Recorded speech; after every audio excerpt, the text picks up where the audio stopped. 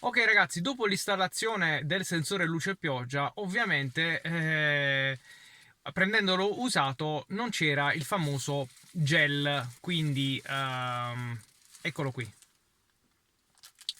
non c'era il gel. Quindi l'ho acquistato su AliExpress, mi è arrivato dopo 90 giorni e come avete visto ho chiesto il rimborso. Accettato, ovviamente mi è stato rimborsato. E ovviamente, come vi ho detto, superati i 75 giorni usufruiamo della garanzia AliExpress e quindi rimborso assicurato e prodotto è comunque nelle mie mani. Mi dispiace, ma funziona così. È assicurato entro 75 giorni, arrivato entro 90 giorni, ecco questo succede. Adesso andiamo a montarlo, andiamo a verificare se il funzionamento è corretto. Bene, innanzitutto prendiamo delle leve in plastica e andiamo a far forza, giriamo lo specchietto, andiamo a far forza qui, lasciamo uno di qua, altrimenti si chiude, e poi dall'altra parte ovviamente tiriamo verso il basso, quindi ecco qua. Una volta fatto questo dobbiamo levare anche questo qui. Una volta levato anche questo basta tirarlo e se ne viene via, ok? Cioè basta tirarlo verso davanti e se ne viene.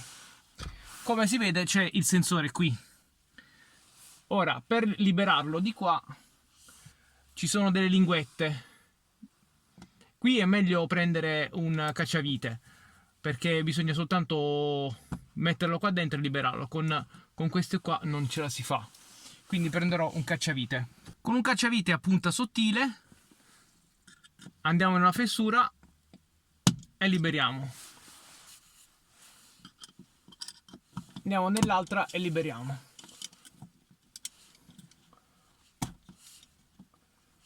Ecco il connettore. La fessura è questa qua. Basta tirare così. E dall'altra parte uguale. Come vedete non c'è il gel. Ok?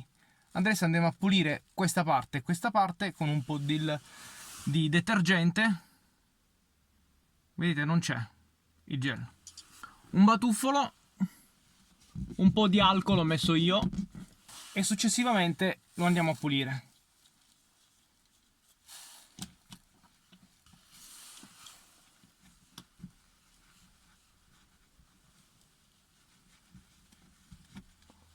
Ecco il nostro gel, come vedete va perfetto, va.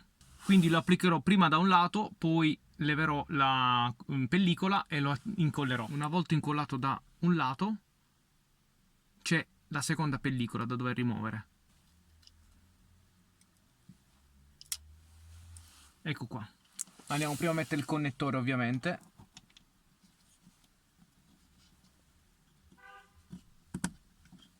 Mettetelo bene a saldo. Mettetelo nell'alloggio. Perfetto ragazzi. Rimontiamo lo specchietto, basta metterlo leggermente girato verso sinistra, metterlo nelle apposite alette e poi girare, ecco qua, facendo fare il click. Assicuratevi che non si muova, mettete per primo questo qui,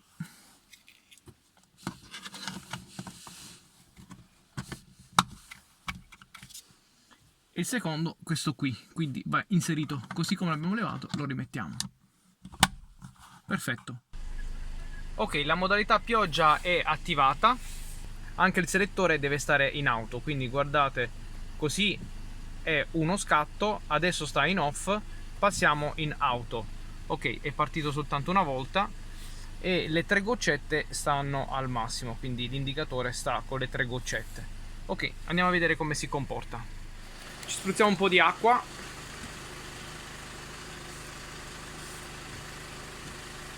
Ok,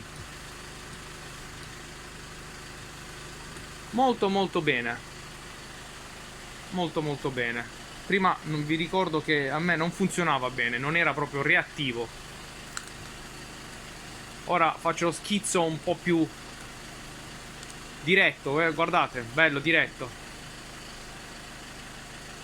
Aspettiamo un attimo che non rileva più acqua.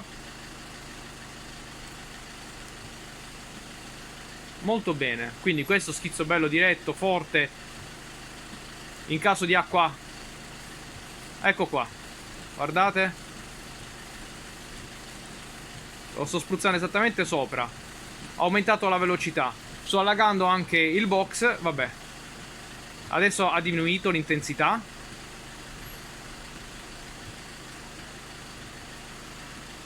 Ha diminuito ancora.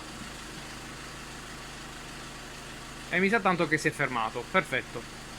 Si è fermato. Effettivamente il vetro è pulito. Cioè è asciutto.